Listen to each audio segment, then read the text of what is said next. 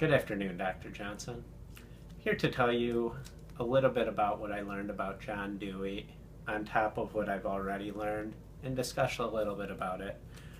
For one, I'm going to start with the negatives. I noted that he only taught for 3 years, and in the time that he taught, only 40% of Americans' children attended schools. So he didn't necessarily have, a lot of diversity and a lot of some of the classroom management issues a teacher today would use.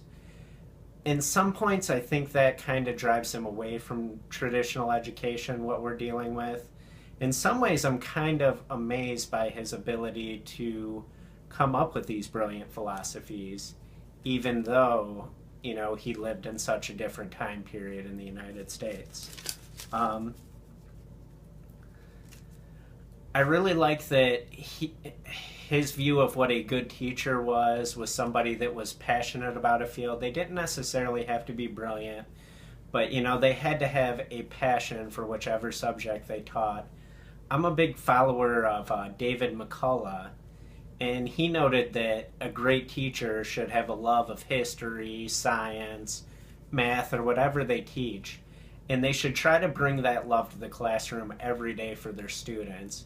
And he noted that we've all had those types of teachers, the types that, we're excited to go to their lectures if it's a college class. Or, in high school, we're looking at our schedule and we know it's going to be a long day, but when we go into that class for that hour, it's going to be very enjoyable. So I agreed with Mr. Dewey there. It was interesting. He's commonly considered an advocate for child-centered learning, which he doesn't back away from, but he felt that his views were somewhat bastardized in some ways, in that if you give the child too much of a choice, then you're taking away what the teacher does best. The teacher knows the subject.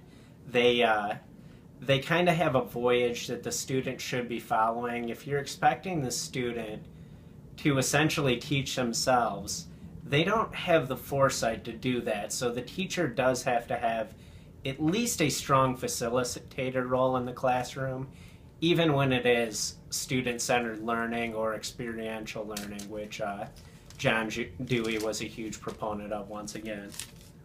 I really like something he did then, and I think we're making this mistake now, and I don't even really remember learning this when I took my ed philosophy classes, but we need to learn from the present. We need to know about the past, but we need to learn more from the present. In my classrooms, John Dewey, also a big proponent of education being the main driver of democracy, meaning, students learn in school and then they're that informed electorate that is smart enough to vote and do things like that. So in my classroom, instead of a giant focus on, starting history from wherever the beginning of the subject is, for example, say it was 1500 in a history class, instead of starting there and just going up to the present, I start with the present and I cover a lot of current events topics. It kind of ties into another thing that John Dewey said. Education is based on prior knowledge. If the students don't understand the things that are happening now, or they're not interested in what's happening now in our world, I just find it extremely difficult to explain why these things that happened in history were so profound, but even to just get them interested in history. So I think Dewey's foresight on that was once again one of his more brilliant points. Finally, his belief that lessons should be as realistic as possible. We are preparing students to be democratic citizens. Why not teach them exactly some of the skills that they're going to be using? For example, I have my students learn to vote. I have them write college admissions essays. And I'm a middle school teacher. Because I think the best way to learn a skill is to teach that skill. Not dance around it, not teach these things that we hope that by learning them they'll be able to do it in the future. Teach them that skill. And that's, I think, stronger experiential learning.